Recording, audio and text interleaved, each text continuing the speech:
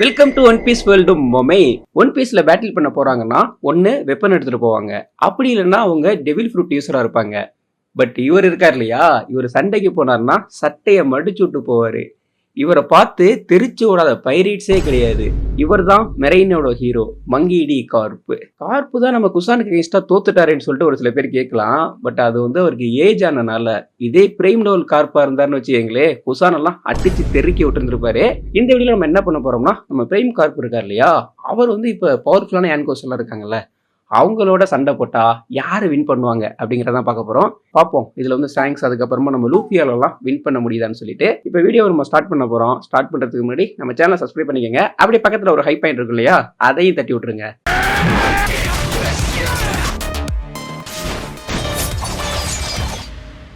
First battle start பண்றதுக்கு முன்னாடி நம்ம பிரைம் லெவல் கார்ப் வந்து எந்த அளவுக்கு பவர்ஃபுல் அப்படிங்கறத வந்து பார்த்துடலாம். கார்ப்போட பெரிய அட்வான்டேஜ் என்னன்னா அவரோட பிசிக்கல் ஸ்ட்ரென்த், அதுக்கப்புறமா ஹாக்கி. இந்த ஹாக்கி இருக்கு இல்லையா, இதுல வந்து 3 டைப் ஆஃப் ஹாக்கியும் யூஸ் பண்ணுவாரு. அதுலயும் ஆர்மமெண்ட் ஹாக்கி இருக்குல்ல, அதோட அட்வான்ஸ் வெர்ஷன் யூஸ் பண்ணுவாரு. கான்குரர் ஹாக்கியோட அட்வான்ஸ் வெர்ஷன் யூஸ் பண்ணுவாரு. பட் அவரோட ஸ்பெஷல் என்னன்னா ஆர்மமெண்ட் ஹாக்கி தான். அதுக்கப்புறமா அப்சர்வேஷன் ஹாக்கியும் வந்து அவர் யூஸ் பண்ணுவாரு. பட் ரொம்ப அதிகமா ஹை லெவல்ல யூஸ் பண்ணி நம்ம பார்த்தது கிடையாது. அதுக்கப்புறமா ஹாக்கி இல்லாமலே அவரோட பிசிக்கல் ஸ்ட்ரென்த் இருக்கு இல்லையா, அதுவுமே வேற லெவல்ல இருக்கும். இப்போ ட்ரைனிங் எடுக்கிறப்ப எப்படி எடுத்திருப்பாருன்னா, வார்ஷிப் எல்லாம் இருக்குல்ல, அதை தான் பஞ்சிங் பேக்காவே யூஸ் பண்ணி இருந்திருப்பாரு. அப்படி பஞ்ச் பண்றாருல, அப்ப கூட ஹாக்கியை வந்து யூஸ் பண்ணிருக்க மாட்டாரு, ரா ஸ்ட்ரென்த்ல தான் அதை பஞ்ச் பண்ணுவாரு. இவரோட பவர்ஃபுல்லான அட்டாக்னு எடுத்துக்கிட்டோம்னா அது வந்து கேலக்ஸி இம்பாக்ட். ஸோ அது எப்படி அட்டாக் பண்ணுவாருன்னு வச்சுக்கோங்களேன். அவர் வந்து பஞ்ச் பண்ண போறாருன்னா அவரோட ஃபிஸ்ட்ல ஃபர்ஸ்ட் வந்து ஆர்மமெண்ட் ஹாக்கி, அதுக்கப்புறமா கான்குரர் ஹாக்கி ரெண்டு அட்வான்ஸ் வெர்ஷனையும் இன்ஃபியூஸ் பண்ணி பஞ்ச போடுவாரு.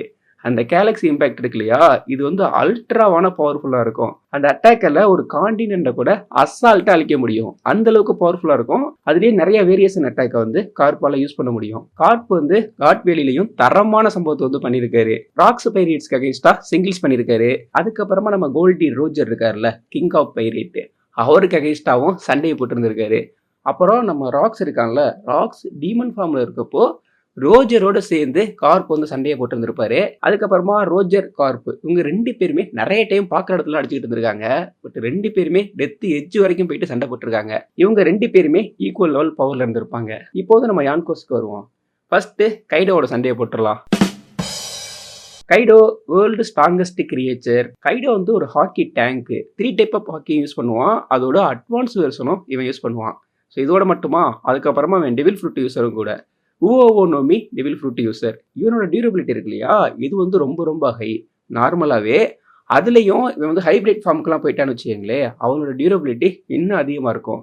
அதே மாதிரி இவனோட ஸ்கின் ஹார்டாக இருக்கும். இவனை டேமேஜ் பண்ணுறதுங்கிறது ரொம்ப ரொம்ப கஷ்டம். டிராகன் ஃபார்மில் ரொம்ப பவர்ஃபுல்லான ப்ரீத்திங் அட்டாக் வந்து யூஸ் பண்ணுவான். இந்த டிராகன் ஃபார்மில் அவனோட ஹீட் வந்து ரொம்ப ரொம்ப அதிகமாக இருக்கும். நார்மலாக டச் பண்ணுறப்பவே ஓனிகாசிமாவோட அந்த கொம்பு இருக்கு இல்லையா, உருகி ஊற்றி இருக்கும். இப்போ கார்ப் வந்து பேட்டில் பண்ண போறாருன்னு வச்சுக்கோங்களேன், என்ன போறாரு, ஆல்ரெடி வந்து பிரைம் லெவலில் இருக்க கார்ப் வந்து கைடோவுக்கு அகேன்ஸ்டாக பேட்டில் வந்து ஸ்டார்ட் பண்ணியிருப்பாரு. அதை கைடோவுக்குன்னு சொல்ல முடியாது. கைடோ, பிக் பம், அதுக்கப்புறமா ஒயிட் பீரியட் வந்து இருந்திருப்பாங்க. கார்ப் வந்து அட்டாக் பண்ண போயிருப்பார் இல்லையா, அப்பெல்லாம் கைடோ வந்து தெரிச்சு ஓடி இருந்திருப்பான். பட் அந்த கைடோவை இப்போ இருக்க கைடோட வந்து கம்பேர் பண்ண முடியாது. ஏன்னா அப்போதைக்கு அவன் ரொம்ப பவர்ஃபுல்லாக ஹாக்கி யூஸ் பண்ணது கிடையாது. அதே மாதிரி டெவில் ஃப்ரூட் யூஸரும் கிடையாது.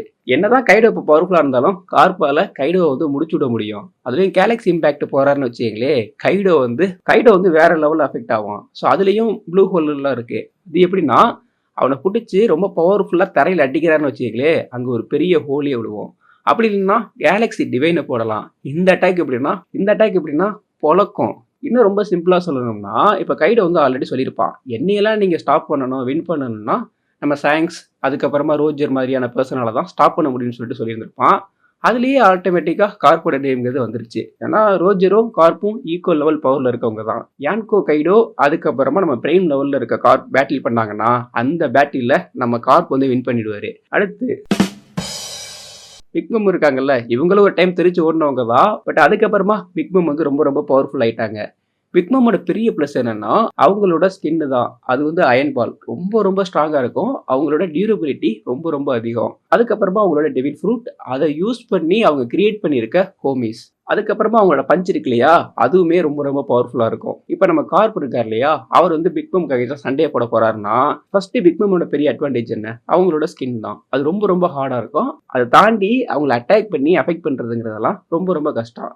பட் நம்ம கார்ப் எடுத்துக்கிட்டோம்னா, கார்ப் வந்து ட்ரெயின் பண்றப்ப என்ன பண்ணியிருப்பாரு, வார்ஷிப் இருக்கு இல்லையா? அத பஞ்சிங் பேக்கா யூஸ் பண்ணுவாரு. அதுவும் ரா பவர்ல. என்னதான் அவங்க ஸ்கின் வந்து அயர்ன் பாலாவே இருந்தாலும், நம்ம கார்ப் இருக்கார் இல்லையா? அவரால அசால்ட்டா அவங்கள வந்து டேமேஜ் பண்ண முடியும். அதுலயும் அவர் ஆர்மமெண்ட் ஹக்கி எல்லாம் யூஸ் பண்ணி அட்டாக் பண்றாருன்னு வச்சுக்கங்களேன், ரொம்ப ரொம்ப பிக் மம் வந்து டேமேஜ் ஆவாங்க. அதுக்கடுத்து நம்ம பிக் மம்மோட பெரிய பிளஸ் என்னன்னா, இப்ப அவங்களால இன்னொருத்தவங்களோட லைஃப் ஸ்பேம வந்து எடுக்க முடியும். பட் அது ஈஸியா வந்து கார்ப்பால ஓவர் கம் பண்ண முடியும். இதுக்கு எக்ஸாம்பிள் வந்து நம்ம ஜின்பேய வந்து எடுத்துக்கலாம். ஸோ ரொம்ப சிம்பிள். அவங்க முன்னாடி நிக்கிறப்போ அவங்கள பார்த்து பயப்படாம இருந்தாங்கன்னு வச்சுக்கங்களேன், அவங்களோட லைஃப் ஸ்பேம வந்து இவங்களால எடுக்க முடியாது. நம்ம கார்ப்ப சொல்லவே வேண்டியதில்ல. யார் வந்து நின்னாலும் அவர் பயப்பட மாட்டாரு. ஸோ பிக் மாமால நம்ம கார்ப்போட லைஃப்பையும் எடுக்க முடியாது. ஸோ இது ஃபர்ஸ்ட்டே வந்து ஒண்ணு டீல் ஆயிருச்சா, அதுக்கடுத்து என்னன்னு பார்த்தீங்கன்னா, அவங்களோட ஹோமீஸ் தான். ஸோ ஹோமீஸோட அட்டாக் எல்லாமே உண்மையிலேயே ரொம்ப ரொம்ப பவர்ஃபுல்லா தான் இருக்கும். நம்ம கார்ப் எடுத்துக்கிட்டோம்னா ஸ்பீடு. ஸோ அந்த ஸ்பீட வச்சு அந்த அட்டாக் வந்து ஒரு டார்ச் பண்ணிரலாம். ஸோ அதுக்கப்புறமா அவங்கள டீல் பண்றதுக்கு இருக்கு இவர்ட்ட கேலக்ஸி இம்பாக்ட். ரொம்ப பவர்ஃபுல்லான ஒரு கேலக்ஸி இம்பாக்ட்ட போறாருன்னு வச்சுக்கங்களேன், அந்த இடம் ஃபுல்லாவே சிதைஞ்சிரும். அதுக்கப்புறமா ப்ளூ ஹோல், அப்புறம் வந்து கேலக்ஸி டிவைன் இருக்கு இல்லையா? இந்த அட்டாக் எல்லாம் போட்டு ஹோமீஸ வந்து இவரால டீல் பண்ண முடியும். ஸோ கார்ப் வந்து பிரைம் லெவல்ல பிக் மம்க்கு அகைன்ஸ்டா பேட்டில்ல போறாருன்னு வச்சுக்கங்களேன், பிக் மம்ம கார்ப் வந்து வின் பண்ணிடுவாரு.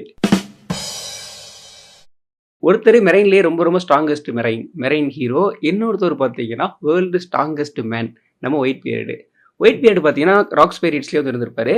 அப்பவே கார்ப்புக்கும் இவருக்கும் சண்டை வந்திருக்க வேண்டியது. பட் கார்ப் என்ட்ரானோனையும் ஒயிட் பியர்டும் ஓட்டுற மாரி காட்டியிருப்பாங்க. ஐ திங்க் அது எதுக்குன்னா, கார்ப் இருக்கார் இல்லையா? அவரோட பவர ஹைட் பண்றதுக்காண்டி தான் அப்படி காட்டியிருப்பாங்கன்னு சொல்லிட்டு நான் நினைக்கிறேன். அப்பவே ஒயிட் பியர்டு வந்து ரொம்ப ரொம்ப பவர்ஃபுல்லா தான் இருந்திருப்பாரு. ராக் ஸ்பைரைட் கலைஞ்சதுக்கு அப்புறமா திரும்ப ஒரு பைரேட் குரூவ ஆரம்பிச்சு, அதுக்கப்புறமா அவர் யான்கோவும் ஆயிட்டாரு.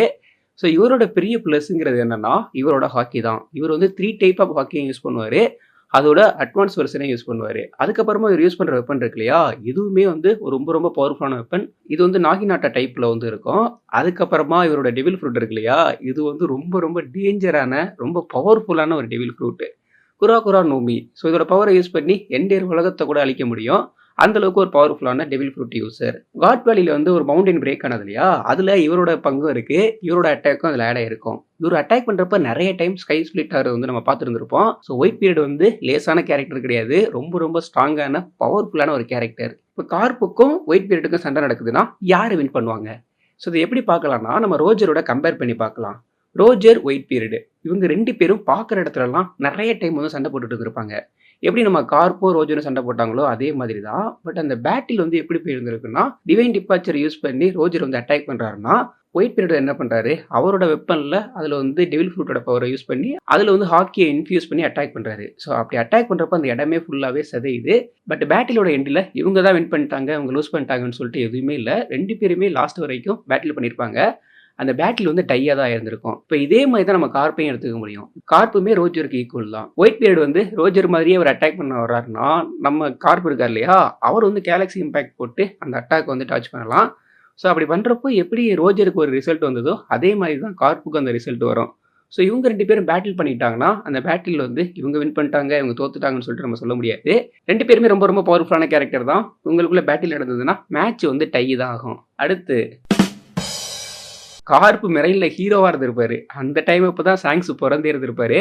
பட் அத வச்சுலாம் நம்ம கம்பேர் பண்ண முடியாது. இப்ப சாங்க்ஸோட ரேஞ்சுங்கிறது எங்கேயோ இருக்கு. 3 டைப் ஆஃப் ஹாக்கிய வந்து அல்ட்ராவா சாங்க்ஸ் வந்து யூஸ் பண்ணிட்டு இருக்காரு. அதுலயும் பெரிய பிளஸ் வந்து கான்குரர் ஹாக்கி, அதுக்கப்புறமா அப்சர்வேஷன் ஹாக்கி. இந்த அப்சர்வேஷன் ஹாக்கி இருக்குல்ல, இத வந்து அல்ட்ராவா யூஸ் பண்ணுவாரு. என்னதான் கான்குரர் ஹாக்கி நெறைய பேர் யூஸ் பண்ணாலும், பட் அப்சர்வேஷன் ஹாக்கியோட அட்வான்ஸ் வெர்ஷன் யூஸ் பண்றது ரொம்ப ரொம்ப கம்மியான பேரு. பட் நம்ம சாங்க்ஸ் வந்து அத அல்ட்ராவா யூஸ் பண்ணிட்டு இருக்காரு. சாங்க்ஸ் வந்து ஸ்வாட் யூஸ் பண்ணியும் தரமா பேட்டில் பண்ணுவாரு. அவரோட ஐக்யூவுமே ரொம்ப அதிகம். இப்ப நம்ம கார்ப்புக்கு அகைன்ஸ்ட்டா நம்ம சாங்க்ஸ் பேட்டில் பண்றாருன்னு வச்சுக்கங்களேன், அந்த பேட்டில் எப்படி இருக்கும்னா, இப்ப நம்ம கார்ப் எடுத்துக்கிட்டோம்னு வச்சுக்கங்களேன், கார்ப்புக்கு பேட்டில் எக்ஸ்பீரியன்ஸ் அதிகம். ஸோ அவர் பேட்டில் பண்ணதெல்லாம் சாதாரண ஆளு கிடையாது. எல்லாமே லெஜெண்ட். ஒண்ணு ராக்ஸு, அதுக்கப்புறமா ரோஜரு, சீக்கி. ஸோ இந்த மாரி பவர்ஃபுல்லான கேரக்டருக்கு அகைன்ஸ்ட்டா தான் கார்ப் வந்து பேட்டில் பண்ணியிருக்காரு. சாங்க்ஸுக்கும் கார்ப்புக்குமான பேட்டில் எப்படி நம்ம கம்பேர் பண்ணி பார்க்கலாம்னா, இப்ப அதையும் நம்ம ரோஜரோட தான் கம்பேர் பண்ணி பார்க்க முடியும். ஸ்டில் எனக்கு தெரிஞ்சு இதுவரைக்கும் நம்ம சாங்க்ஸ் இருக்கார் இல்லையா? சாங்க்ஸோட ஹாக்கி வேணா ரொம்ப ஹையா இருக்கு. ஐ திங்க் ரோஜரோட லிட்டில் பிட் இப்போதைக்கு ஒரு பவர்ஃபுல்லா இருக்கலாம். இல்லன்னா கண்டிப்பா ஒரு டைம் வந்து பவர்ஃபுல்லா ஆயிடுவாரு. ஸோ இது கொஞ்சம் கஷ்டமான ஒண்ணு. இப்போ ரோஜரும், சாங்க்ஸ் வந்து ஈக்குவல் லெவல்ல பவர்ல இருக்காங்களா? இல்லை சாங்ஸ் வந்து கொஞ்சம் ஹையாக போயிட்டாரான்னு சொல்லிட்டு. ஐ திங்க் ஒரு பாயிண்ட்ல எப்படியும் சாங்ஸ் வந்து அதை பைபாஸ் பண்ணி ரொம்ப பவர்ஃபுல்லாக தான் ஆயிடுவார்னு வச்சுக்கங்களேன். ஸோ அந்த மாதிரி போகிறப்போ அவரால் வந்து கார்ப் வந்து வின் பண்ண முடியும். பட் ரோஜரும் சாங்ஸும் ஈக்குவலாக தான் இருக்காங்கன்னு சொல்லிட்டு எடுத்துக்கிட்டோம்னா, ஸோ அந்த சாங்ஸால் நம்ம கார்ப்புக்கு அகேன்ஸ்டாக பேட்டில் பண்ணி வின் பண்ணுறதுங்கிறது வந்து ரொம்ப ரொம்ப கஷ்டம். ஸோ இதோட ரிசல்ட் என்னவா இருக்கும் அப்படிங்கிறத நீங்கள் வந்து கமெண்ட் செக்ஷனில் கமெண்ட் பண்ணிடுங்க. தாத்தாவுக்கும் பேரனுக்குமான பேட்டில். லூஃபி எடுத்துக்கிட்டோம்னா, லூஃபி சின்ன வயசுலேருந்து நம்ம கார்ப்புக்கிட்ட வந்து நிறைய தரமான அடியெல்லாம் வாங்கியிருப்பான். பட் அதெல்லாம் ஜாலியாக ஃபன்னாக அவங்களுக்குள்ள நடந்தது. இப்போ வந்து லூஃபி எப்படி இருக்கான்னா, வேற லெவல்ல இருக்கான். ஈமு இருக்கான் இல்லையா, அவன்லாம் லூஃபியை வெறிகொண்டு தேடிட்டு இருக்கான். ஏன்னா லூஃபியோட பவர் அந்த மாதிரி. லூஃபி வந்து கியர் 5 அன்லாக் பண்ணான் இல்லையா, ஸோ அதுக்கப்புறமா வேர்ல்டுல இருக்க அனைத்து பேரோட அட்டென்ஷனுமே லூஃபி மேல தான். லூஃபி நிக்கான்னு சொல்லிட்டு எல்லாருக்குமே தெரிஞ்சிருச்சு. லூஃபியோட பெரிய ப்ளஸ் என்ன, அவன் வந்து அவேக்கன் பண்ணனால அந்த சரௌண்டிங்கை ரப்பராக மாற்றுவான். அதுக்கப்புறமா ரொம்ப ஃப்ரீடமாக இருப்பான். அவன் இமேஜினேஷன் பண்ணுறான் இல்லையா, அந்த அளவுக்கு அவனால் பேட்டில் பண்ண முடியும். அதுக்கடுத்து பார்த்தீங்கன்னா 3 டைப் ஆஃப் ஹாக்கியும் யூஸ் பண்ணுறான். அப்சர்வேஷன் ஹாக்கி இருக்கு இல்லையா, அதையும் லூஃபி வந்து வேற லெவலில் யூஸ் பண்ணுறான். கான்குரர் ஹாக்கி யூஸ் பண்ணுறான், அதோட அட்வான்ஸ் வெர்ஷன் யூஸ் பண்ணுறான். ஸோ கிரேசியாக பேட்டில் பண்ணுறான். அவனை பேட்டில் பண்ணுறதை கெஸ் பண்ணுறதுங்கிறதும் ரொம்ப ரொம்ப கஷ்டமாக இருக்குது. இப்போ கார்ப்போட எப்படி கம்பேர் பண்ணி பார்க்கலாம்னா, லூஃபி வந்து கியர் 5ல ரொம்ப தரமாக பேட்டில் பண்ணதுன்னு பார்த்தீங்கன்னா கைடோவுக்கு அகேன்ஸ்டாக தான். எக்கெட்டில் வந்து பண்ணியிருந்திருப்பான். பட் கைடோவுக்கு போன மாதிரி ரொம்ப இண்டனாக போயிட்டு ரொம்ப ஹை லெவலில் பண்ணியிருக்க மாட்டான். ஸோ லிட்டில் பிட் இங்கே எக்கெட்டில் வந்து நடந்திருக்கும். அதுக்கப்புறம் அங்கேருந்து எஸ்கேப் ஆயிருப்பாங்க. கைடோவுக்கு அகேன்ஸ்டாக கியர் 5 யூஸ் பண்ணாலும் லூஃபி, அதை எடுத்துக்கிட்டு நம்ம கார்ப்போட கம்பேர் பண்ணுறப்போ கார்ப்புக்கு தான் அட்வான்டேஜ் அதிகம். ரோஜர், சாங்ஸ், அதுக்கப்புறமா ராக்ஸ் இவங்களால தான் ஸ்டாப் பண்ண முடியும்னு சொல்லிட்டு கைடோ சொன்னாலையா, அதே லெவலில் தான் நம்ம கார்ப்புமே வந்துடுவார். கேலக்ஸி இம்பேக்ட் அட்டாக் இருக்கு இல்லையா, இதெல்லாம் வந்து அவருக்கு வந்து ஒரு பெரிய ப்ளஸ்ஸு.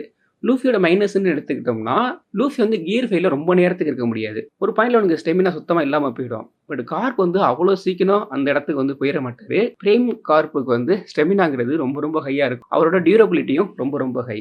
ஸோ அதனால் பிரேம் கார்ப் கியர் 5ன்னு எடுத்துக்கிட்டோம்னா, நான் சொல்கிறது எப்படின்னா, இப்போ இருக்க கியர் 5 லூஃபியை தான் நான் சொல்கிறேன். கியர் 5 லூஃபி வந்து இன்னும் அந்த கியர் 5யோட ஃபுல் பொட்டன்சியலை வந்து யூஸ் பண்ணலை. இப்போ வந்து ஈமோட பேட்டில் நடந்துகிட்டு இருக்கு இல்லையா, ஸோ இதுக்கப்புறமா அதில் நிறைய விஷயத்தை அன்லாக் பண்ணி ரொம்ப பவர்ஃபுல்லாக யூஸ் பண்ண ஆரம்பிச்சிருவான். பட் இதெல்லாம் வந்து இனிமேல் நம்ம பார்க்க போகிறது. இதுக்கு முன்னாடியே லூஃபி பார்த்தோம் இல்லையா, அந்த லூஃபியால் கார்ப்புக்கு அகேன்ஸ்டாக பேட்டில் பண்ணுறான்னா, லூஃபியோட ஸ்டெமினா டக்குன்னு ட்ரை ஆயிடுச்சுன்னு வச்சுக்கங்களேன், அங்கே வந்து கார்ப்புக்கு தான் பெரிய பெரிய அட்வான்டேஜ்.